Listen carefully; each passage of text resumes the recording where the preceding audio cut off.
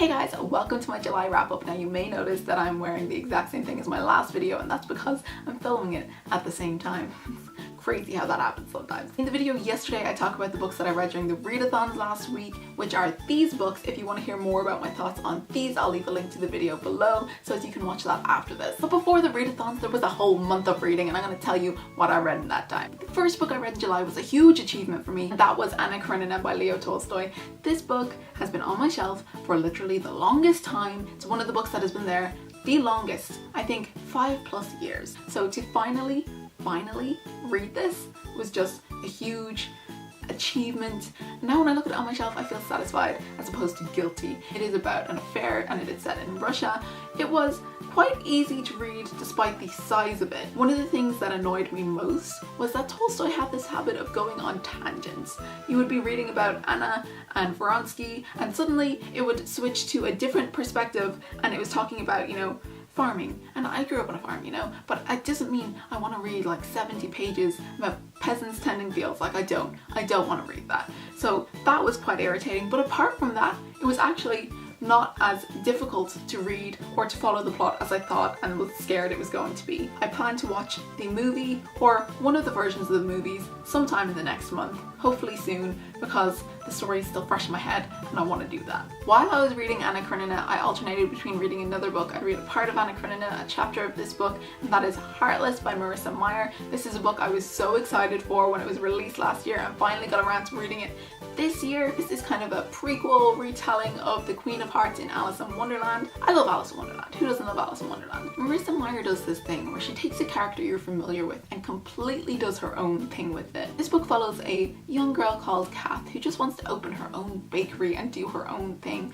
but she is kind of being pushed into a relationship with the king, which she knows she should be grateful for, but she doesn't want. And at the king's ball one night she meets a very mysterious new character and the plot just goes from there. The Wonderland in this book is really interesting. It takes some familiar characters and villains and explains how they came to what they came to, and it was just fascinating to read. Definitely one I think I will reread. The last book I read before the readathons last month was Norse Mythology by Neil Gaiman. This is a retelling of the Norse myths, Thor and Loki and those kind of things. Honestly, I didn't know much about Norse myths before I read this. I haven't even seen the Thor movies. Like honestly, I love Marvel. It shocks me too. I've seen most Marvel movies. For some reason, I just have never seen Thor the whole way through. I've seen parts of it. I've seen the start, I've seen the end, I've seen the middle, just never the whole way through. So I've never seen Thor or the second Thor, and I don't even think I've seen Age of Ultron. Anyway, tangent. I will watch them at some point. I will. I just haven't yet. I don't know why.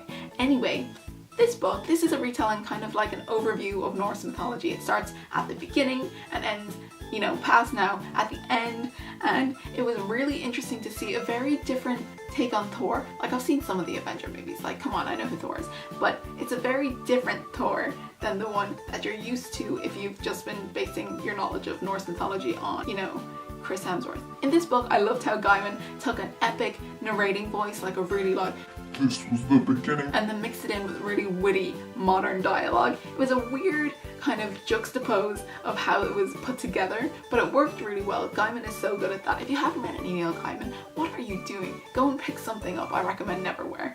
Anyway, it was an interesting kind of collection of short stories, or you know, myths. Definitely different to Gaiman's usual writing style. So if you haven't picked it up yet, just be aware of that. I didn't think I'd read that much this month, but then I look at the size of all the books that I read or started to read, whatever. You'll see that in my video yesterday.